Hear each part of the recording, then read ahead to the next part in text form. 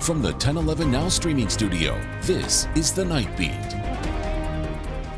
Good evening, I'm Danielle Shenk. As we wrap up this Wednesday, July 31st, there's quite a bit of cleanup happening around the capital city after severe weather rolled through the area. Stories and videos covering the storm are available on our website right now. In other news headlines, one person is dead after a semi-truck overturned into the water near Grand Island.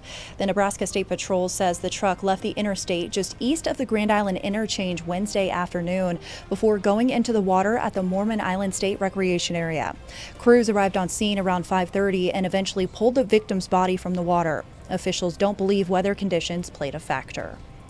The Hastings Aquacourt is closed until further notice after a 13-year-old girl went from the shallow to the deep end and did not resurface.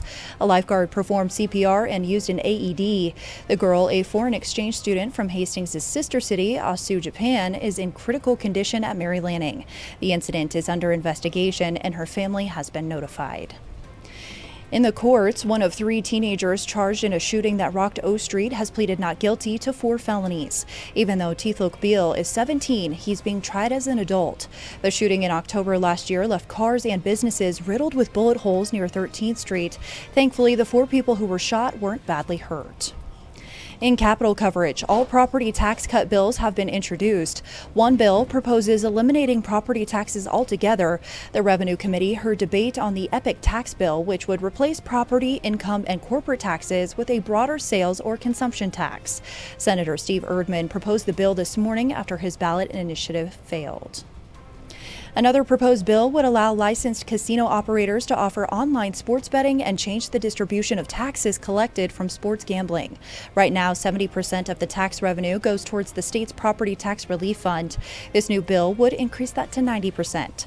Sponsor Senator Elliot Bostar has also introduced a constitutional amendment to legalize online sports gambling. Lastly, the Electric American Solar Challenge recently made its way through Nebraska. This nearly 30-year-old competition features 11 colleges creating solar-powered vehicles covering over 1,500 miles in 8 days. 14 teams stopped in Beatrice to rest and recharge at the Homestead National Monument while traveling from Nashville, Tennessee to Casper, Wyoming, following 7 national historic trails. Rounding out your night beat is a check of the 7-day forecast.